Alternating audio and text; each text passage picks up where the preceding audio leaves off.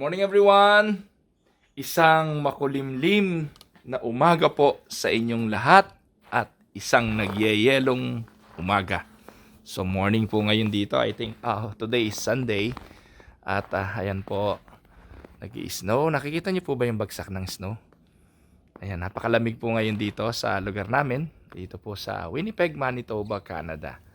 At Sunday morning po ngayon. At dahil malamig ang panahon at nag-i-snow, pero hindi pa naman po masyado makapal. Tingnan po ninyo, ayan. I decided na magluluto tayo ngayon ng isang sabaw dish. Ano po, isang putahe na may sabaw para pantanggal ng ginaw. Alam, malamig po talaga dito. Ayan. So, para lang po magkaroon kayo ng idea nito pong lugar na kinalalagyan ng inyong lingkod. Ayun po yung bahay namin. Backyard po ito. Ayan po. At natutuwa lang po ako ipakita sa inyo. Samahan niyo po ako sa one snowy Sunday morning here in Canada. At pakita ko po sa inyo yung snow. Ayan, no? Makapal-kapal na rin po. Ito po yung aking apple tree. Pag panahon po ng winter, ayan, namamatay po yung mga puno. Pero pagdating naman ng spring, muli po yung mabubuhay. Yun po yung aking ubas. Ubas po yun eh. Ayan, so mga kaibigan, gaya ng binanggit ko, malamig ngayon. Samahan nyo ako, magluluto tayo ng isang beef soup dish. Ayan po, para po sa ating dish ngayong umaga, ang atin pong lulutuin ay beef halang-halang or hinalang na beef. Ito po ay dish sa Visayan region at hanggang abot po ito ng Mindanao. Ayan, nung nasa Pilipinas po ako ay nakakatikim po ako nito kapag dumadayo po tayo sa Visayas at sa Mindanao. So ang atin pong mga rekado for our beef halang ay ang atin pong beef. So yung pong medyo lean part ng ating beef ang gagamitin. Pero kung wala naman, kahit anong parte ho ng baka, pwede ho yan. Pwede po yan, basta palalambutin nyo lang po muna. So, ang atin pong ingredients, ang magkakapatid na sibuyas, bawang at luya. Lalagyan po natin ng green bell pepper. Green, kung merong available na red, mas okay po yung red. Lalagyan po natin ng isang sayote. At syempre, ito po yung importante dyan. Yung halang-halang ay napakaanghang. Kaya dapat marami pong sili. Tapos ito po, ang luto po ng Visayas, especially kapag may sabaw, lagi po silang merong tanlad o kaya ay meron pong, yan po, yung sariwang dahon ng sibuyas. Ayan.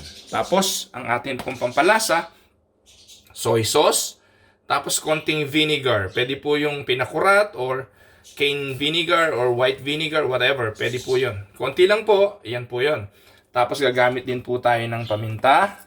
Ayan, black pepper at for additional beef flavor, gagamit po tayo ng beef broth. Ayan. So ayan po, more or less ang atin pong mga rekado para po sa ating beef halang-halang. Samahan po ninyo ako at tayo po ay magsisimulang magluto. Bago po tayo magpasimula, gusto ko po munang magpasalamat sa aking anak na si Ruben dahil nag-sponsor po siya ng isang magandang kutsilyo para sa ating kusina. Ayan mga kaibigan, ito po ay napakaganda. First time po lang pong gagamitin ito. Ayan po oh. At tamang-tama po talaga ito para sa ating kitchen. At ito po ang gagamitin natin ngayong araw para po sa paggayat ng atin pong beef. So, gagayatin lang po natin ang ating baboy ng medyo maninipis. Actually, hindi po baboy, baka pala. Ayan. So, ewan ko po kung sanay kayo magluto ng pinapaitan. Ayan. So, ganun lang po, medyo maninipis ang inyong slice. Maninipis na bite size para po mas madaling maluto. Yun pong nagluluto ng halang-halang, yung iba, ang ginagawa po nila, pinapakuluan pa muna nila na yung karne. Tayo po, hindi na natin gagawin yon kasi ito po ay yung malambot na parte ng karne. Kita nyo naman po kung paano, gaano kabilis gayatin, hindi po ba? Oh, talagang mabagsakan lang po ng kutsilyo, ay malambot na malambot na. Sinamahan ko rin po nung medyo fatty side ng beef. Yan po, medyo may taba. Kasi masarap po yan. Masarap po yan na pag may sabaw, alam nyo naman, tayo mga Pinoy, gusto natin yung medyo merong taba ng konti. Ayan. So, ganyan lang po ang paggayat. Gagayatin po natin ang luya ng maninipis na gayat. Or rather, maliliit na gayat. Kasi po si misis ko, gusto niya po nakakain niya tong luya eh. Kaya ang gagawin natin, gagayatin po natin ng maliliit para kahit maisubo ninyo, pwede na ninyong kainin. Yung iba po naman ayaw nito. Pero para makain po natin ito, kailangan manipis yung gayat natin. Ganyan. Para pag isinubo ninyo, hindi nyo na iluluwa. Didiretso na pong kakainin. Yung iba po, kaya ginagayat nila ng malalaki yung luya para wag nilang makain. Kasi ang kinukuha lang po nila yung lasa talaga ng luya. Pero sa beef halang-halang, okay lang po na makain yung luya. Kasi masarap naman po yan. And take note, ang luya ay pampaganda ng boses. Sabi nila. Hindi po ako masyadong mahilig dito, kaya po pala ang boses ko hindi maganda. Ayan. Mince, or ganyan ang paggayat ng luya. Kung paano sa luya, ganun din naman po sa bawang.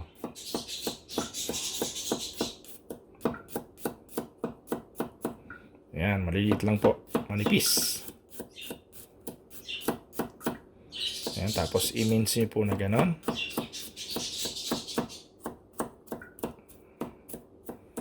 Ayan, ganyan lang po.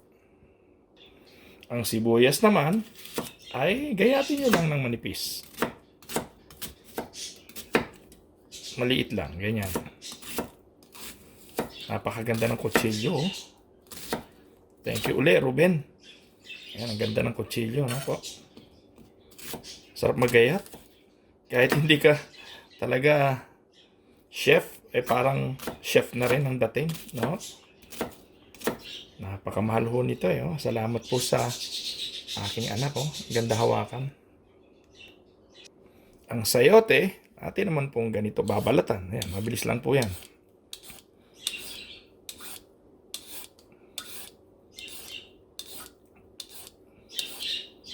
Pag meron pong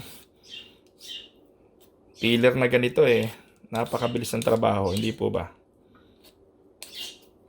Ayan. Ayan.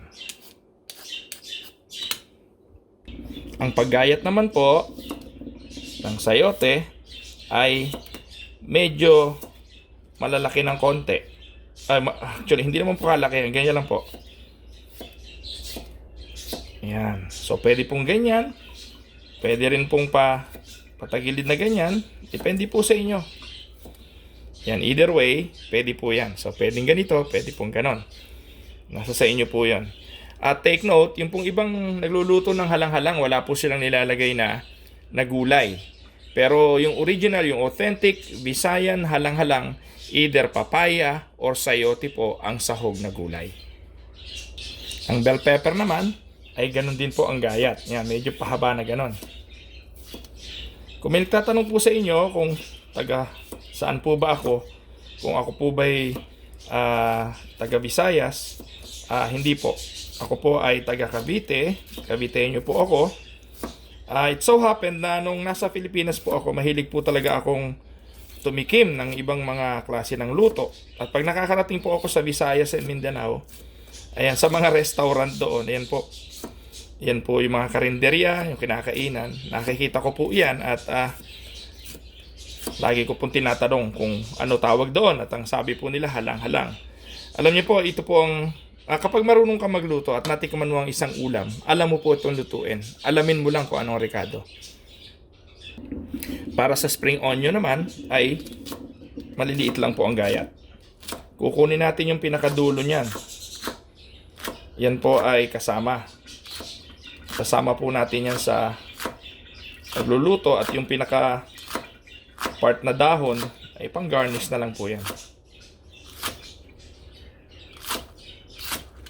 Walay po natin tong dahon para sa garnishing later. O, ayan po. Ready na tayo magluto ng ating beef halang-halang. Simulan na po natin ang mag-isa. Unahin po natin ang ating pong luya, ginger.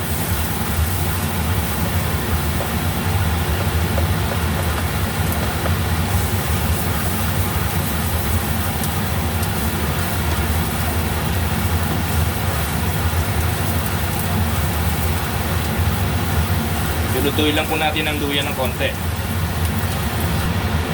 Then, isunod na po natin ang ating bawang.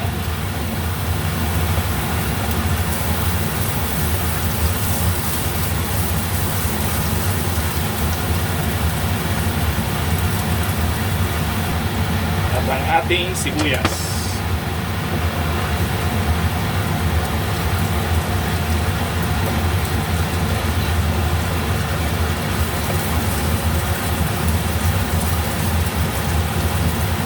Isahin lang po natin hanggang medyo maging brown. Ayan, brown na po. Pwede na po natin ilagay ang ating beef.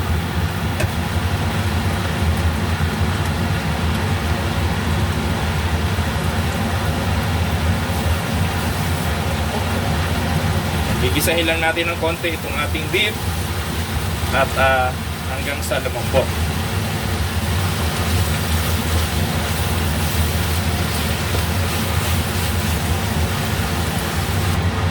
Ayan po mga kaibigan, habang pinapalambot natin yung ating beef, lalagay na po natin ang ating soy sauce.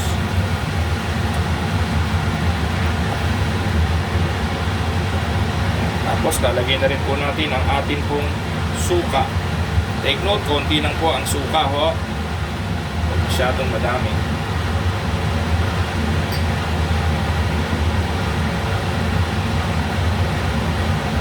Para lumasa ang beef, mandadaya ho tayo, ano po, para mas masarap pa ho ang lasa. Lalagyan pa ho natin ng beef broth.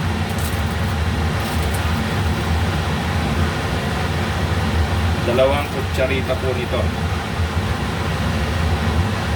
Okay. Tapos po, lagyan na po natin ng atin pong black pepper.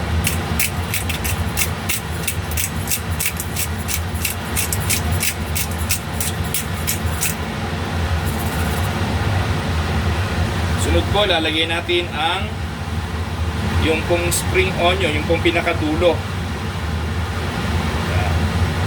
Rather, hindi dulo, yung pinakapuno.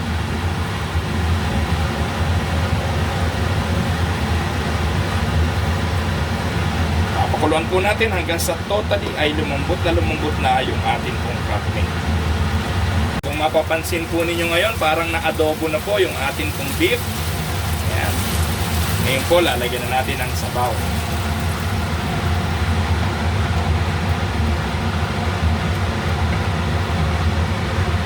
Ang paglagay po natin ng sabaw, lalagyan na rin natin ng bell pepper.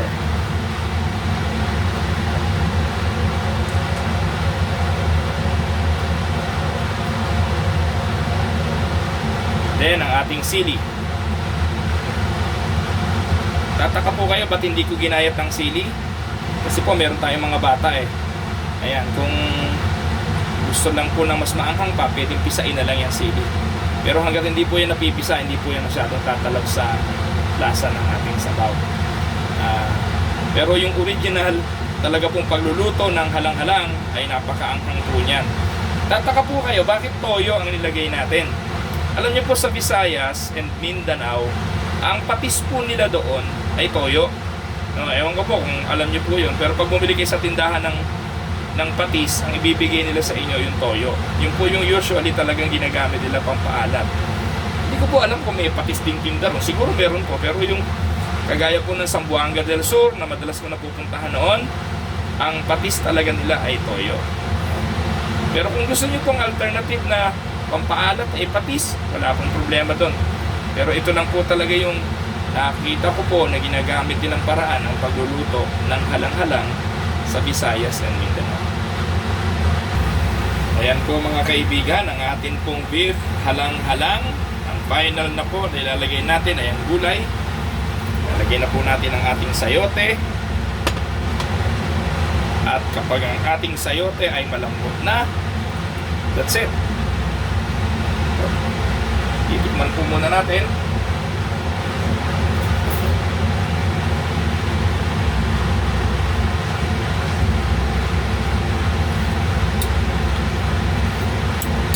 Napakasarap mga kaibigan.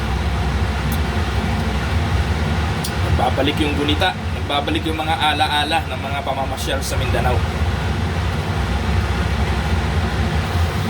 Ayan mga kaibigan, finish na ang atin pong beef halang-halang. Ayan, at atin na pong isi-serve. Malambot na rin po yung sayote. Ayan, napakasarap mga kaibigan. Try nyo po.